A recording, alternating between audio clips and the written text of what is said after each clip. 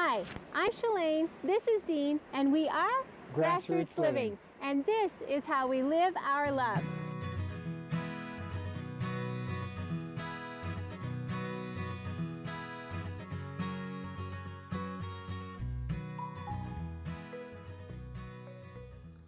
Hi friends, we're so glad you're with us again today. Today we're going to do our 6-month update on our little truck camper. Now, our truck camper is a 2020 Travel Lite 770R SL. Right, and you guys have been asking a lot of questions and we've had time to wiggle around in it for a little bit. So today we're going to answer your questions and just give you some pros and cons and tell you what we think about it. So let's go. Okay, so the question is the truck camper the only place you have some stuff? Well, full disclosure, no, we have a little bit of stuff at my mom's and my sister's. But we really utilize the back of our truck a lot. People that live in a truck camper usually do have a truck that's got a back like this, and you really use every inch of space that you have. For example, you can see we keep our paper products back here, like toilet paper, paper towels, extra paper plates, just backpacks full of stuff, and you know, tarps and just different things like that. So yes, we absolutely use the back seat. Let's go see what's on the other side. Come with me. All right, come on over here to this side. One of the first things you'll notice is that we completely removed the back seat. The reason why we had to do that was it's just going to create an extra 6 inches of space that we wouldn't have been able to use before. Hey, when you're living in a truck camper that small, you do everything you can. You use every little space that you can. So over here on this side, you'd see that we have our shower tent. We've got a bag full of like sweatshirts and coats and things like that. We have the cordage that we use to get our electricity. We've got an extra propane tank because that's one thing. We do a lot of boondocking. We don't want to run out of propane on a cold night and not have some place to quickly put another one in. I've also got a little place for my tools. So any place that we can find to store things, we store it. It's that simple. Like I said, you use every little space that you can possibly imagine. This is the hose that goes into our gray tank off our sink. So what I've done is I've found one tiny little place over here on this side of the truck that's just wide enough to slide that in, push it down, and then we've got it. So you use every bit you can. Plus, we do have this little tiny area over here that we can store things. And all I've done is just thrown some hoses, water hoses in there, and other things that we like, wiener roasting sticks, yeah, firewood, things like that we might need. So every place that we can. In addition, just to hold everything in place, we have this strap that comes up and then hooks up in through here, and so it completely seals off this area. The next question that a lot of people have is it a big pain to not have a flush toilet? So we're going to show you what we do about that. So we have options, the different options that we've tried. Our favorite one for the truck camper is just our little Lug-a-loo, okay? So we just bought this at Walmart with a little bucket. You guys have probably seen them, they're just in the camping section. And what we do is we actually layer trash bags so we don't have to put a new trash bag in every time. And we do trash bag with kitty litter in it, and then another trash bag with kitty litter, and another trash bag with kitty litter, and we do that several times so I have quite a few in there. And we do want to show you the kitty litter that we use because it is completely fabulous. It's natural cat litter, it's pine pellets is what it is.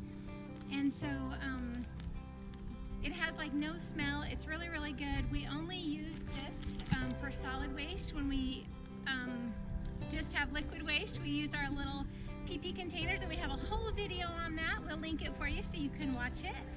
And this actually works really well. It was something to get used to, but we did get used to it and it's really not a problem. The next question that a lot of people ask us is, have you had any problems with the truck camper? Well, there's a couple that have popped up since our last 2-month update. Let me just show you, just so you can be aware in case you have this type of a travel trailer. Right here is a very thin membrane all the way across. Okay, and you can see one on this side as well. Right at the very top, and I don't know if you can get that or not, but there's about that big of a gap up there, which is not a problem when it rains. But over time, this had slid all the way around to the other side to where that was flush up there, and there was about a ½ inch down here at the bottom that was an open gap. And so when it did rain, it came right on down through and then created kind of a little mess on the inside of our travel trailer. So all I had to do was just take it and slide it back around to where it is right now. Something to look for. One other thing, if you'll follow me, you can see I've already patched this once. There's a little bit of a gap in through here. Okay, so I'm gonna have to come through and repatch that just to get it to be, snug right up against there to keep any water from draining down into that area as well. Okay, so the next question is, what kind of modifications have you made on your little truck camper? Let's go inside and see a few. We really haven't had to make a whole lot of modifications. As a matter of fact, the modifications aren't as much modifications as just storage ideas, and we have a whole video on that. As a matter of fact, you might want to go back and check out the other videos that we've done on the truck camper, because I'm not going to go to all, through all the storage solutions today, because those of you that have seen it might get bored. But we did add a couple since those, and like I said, go back and check that out. But right here we added a couple of these little pockets.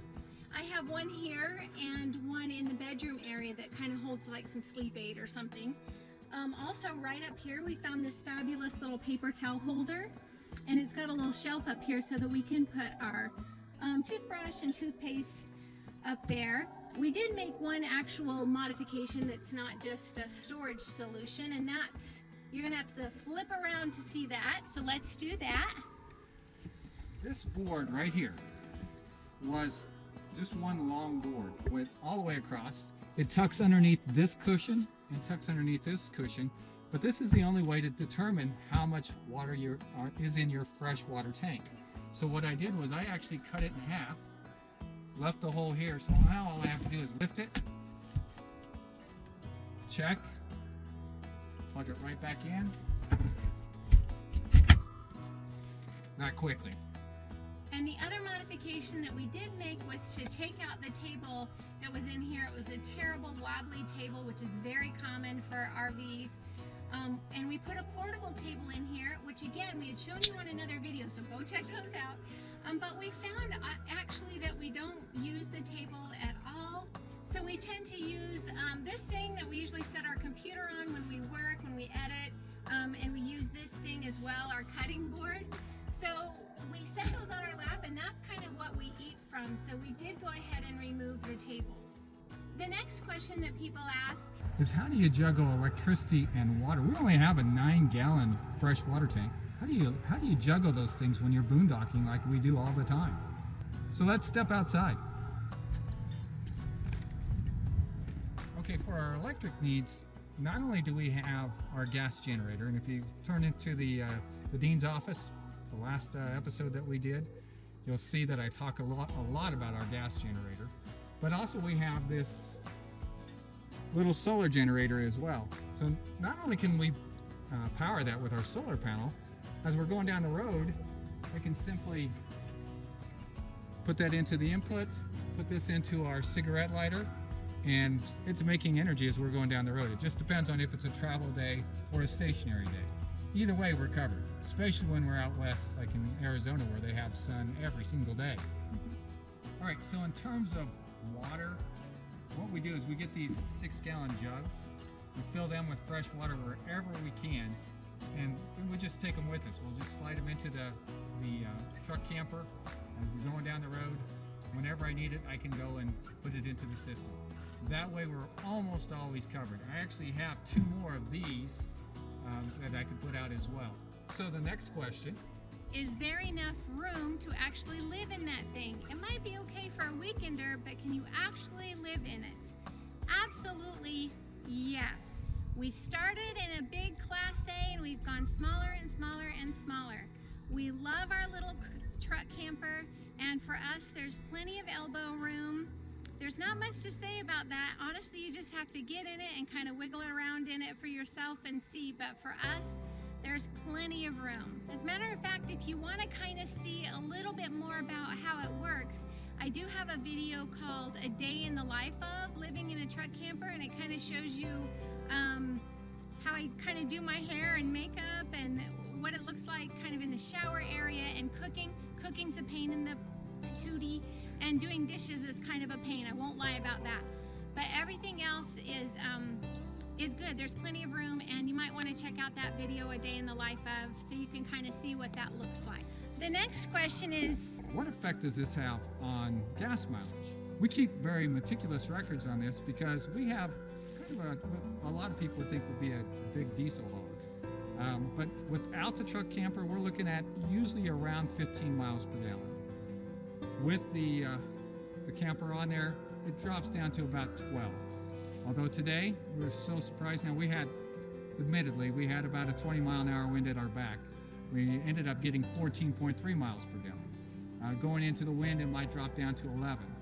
But, you know, I guess you could compare that to when we were pulling a travel trailer with this same thing. We had a 21-foot travel trailer. Into the wind, it was getting maybe 8.5. With the wind, it was getting maybe 12. So it was averaging around 10.5, I would say, for our miles per gallon. I don't know.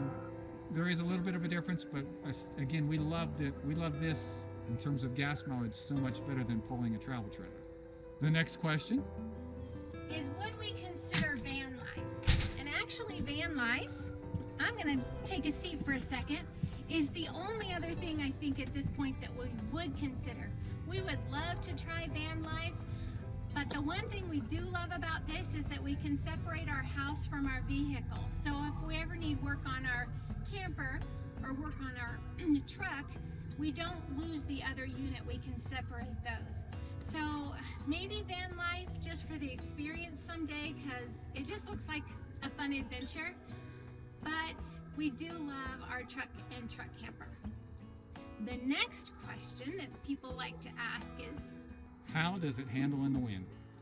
Well, you know, it is a kind of a higher profile than obviously just driving around in a regular pickup truck. Crosswinds will cause it to sway a little bit, but we have pretty good supports on all the way around the outside of it. So if it was like super windy, like 40-mile-an-hour winds, we'd probably pull over at a rest area and wait till the winds decreased.